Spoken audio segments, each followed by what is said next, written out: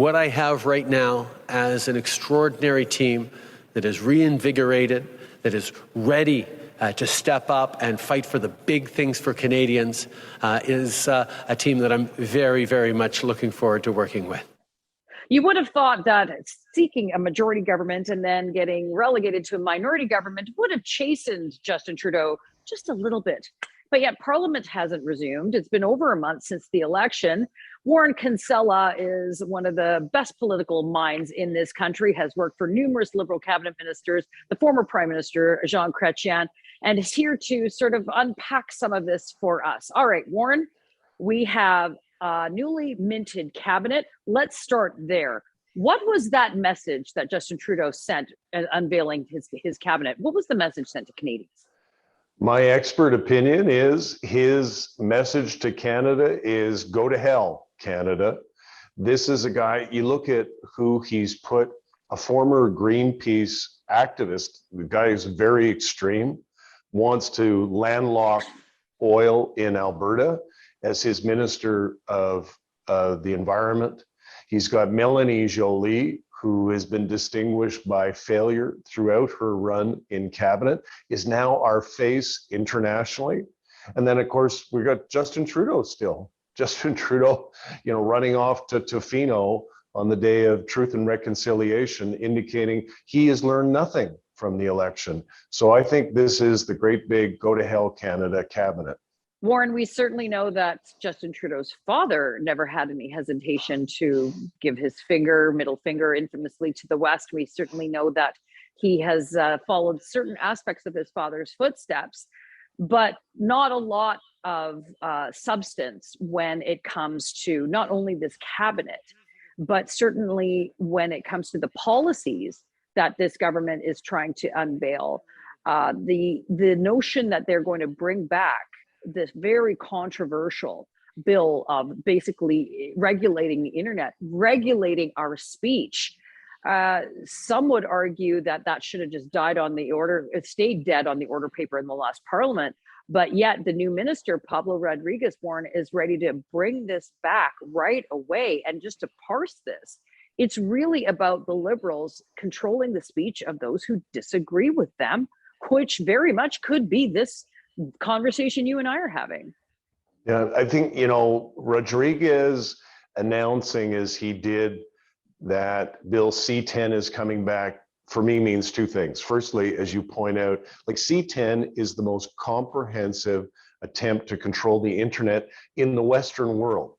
No other democracy is doing something like this. No other democracy is attempting to throttle speech on the internet in this way. And that isn't just the view of the right.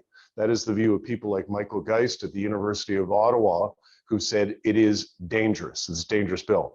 But, Rodriguez is one of the guys who I thought was kind of sensible. For him to come out and regurgitate those talking points about C-10 tells me once again, it actually kind of doesn't matter who's in cabinet.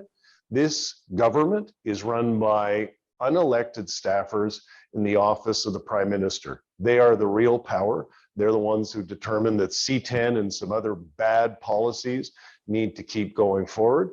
And that's what's happening. And that's a big, big concern. It's rare when Liberals publicly go after one another. It's usually Conservatives that circle the wagons, point the guns inward, and then spill out into the hallways and still fight each other in public. Liberals, and for the most part, the NDP, is very good at having their fights in the back rooms, and then they come out unified. But one of those rare times when that happened was, of course, Warren, with your old boss, former Prime Minister Jean Chrétien, and former Prime Minister Paul Martin, the infamous battle and feud there. But Jean Chrétien has recently written a book and is talking about the current Trudeau government, someone who he went out and campaigned for in the last election in Mississauga with Mississauga Mayor Hazel McCallion. But Jean Chrétien has said, Warren, that this government is trying to be very transformative, but yet they continue to falter. I'm parsing my words a little bit, but what do you think the impetus was for Chrétien to be so critical of Trudeau? It was a big deal. And, The Sun, we were lucky enough to get an exclusive excerpt from his new book in our newspaper. And as you know, I periodically speak with Prime Minister Chrétien. Adrian, when you're a prime minister, whether it's Harper or Mulroney or Martin or what have you, it's kind of a club there. You consult and you provide advice, and you want the country to succeed. And this prime minister, Trudeau, does not reach out to an experienced leader like Jean Chrétien. Chrétien is consulted by the Queen. He's consulted by US presidents, present and former. By this guy, he is not.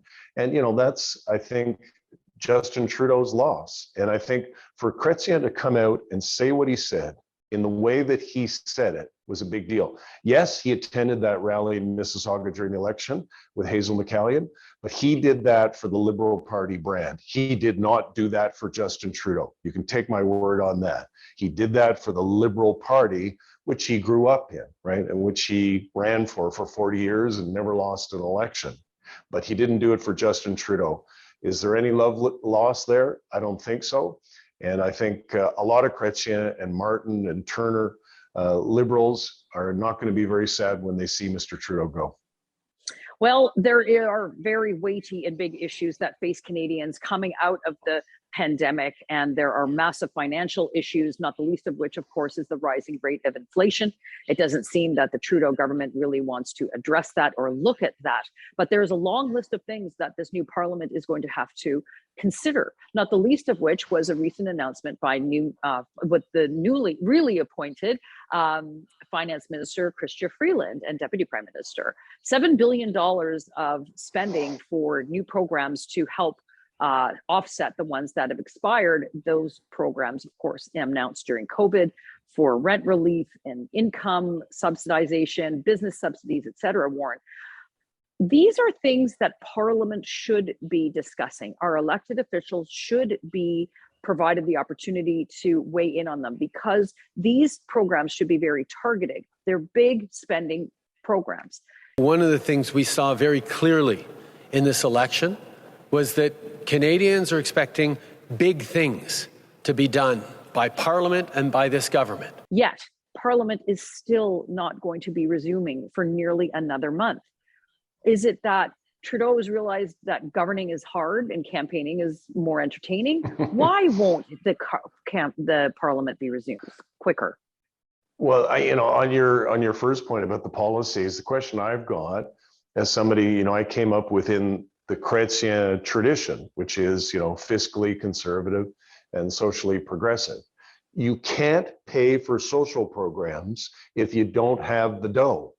Where is the money coming from? Freeland made her $7 billion announcement and didn't even provide those of us in the media with the underlying documents showing where the money was coming from, until hours afterwards.